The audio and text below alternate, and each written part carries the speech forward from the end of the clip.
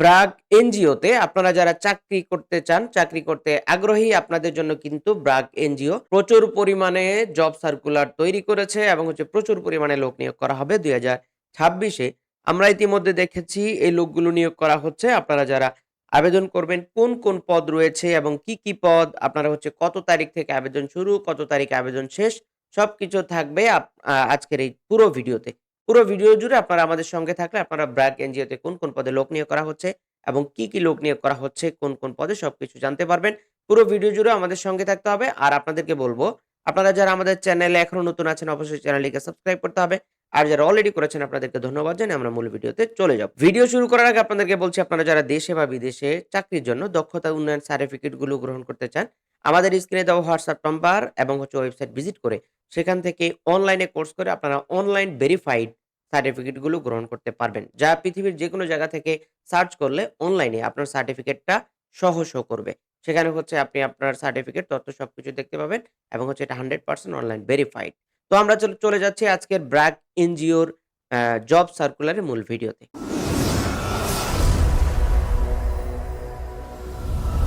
তো আমরা চলে আসলাম মূল ভিডিওতে। আমরা দেখতে পাচ্ছি ব্র্যাক এনজিও। ব্র্যাক এনজিওটা আসলে কি? অনেকে জানতে চেয়েছেন।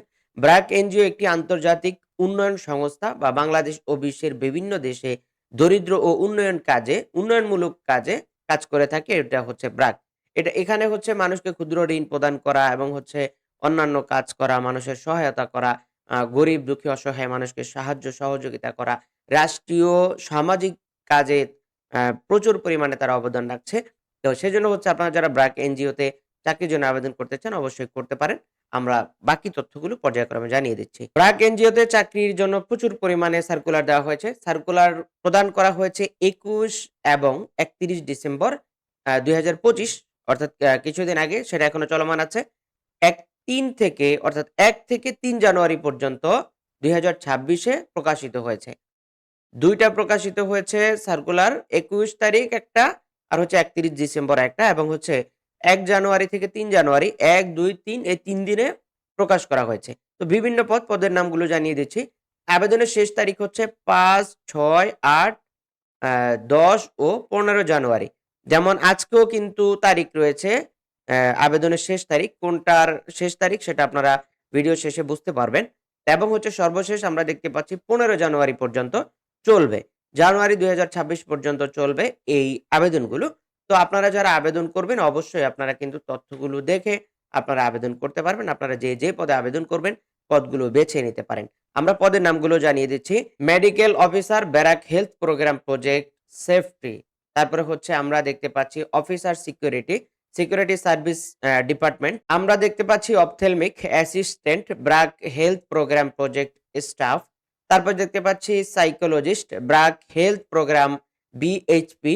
তারপর paramedic, BRAC health programme BHP. Field assistant, BRAC health programme BHP.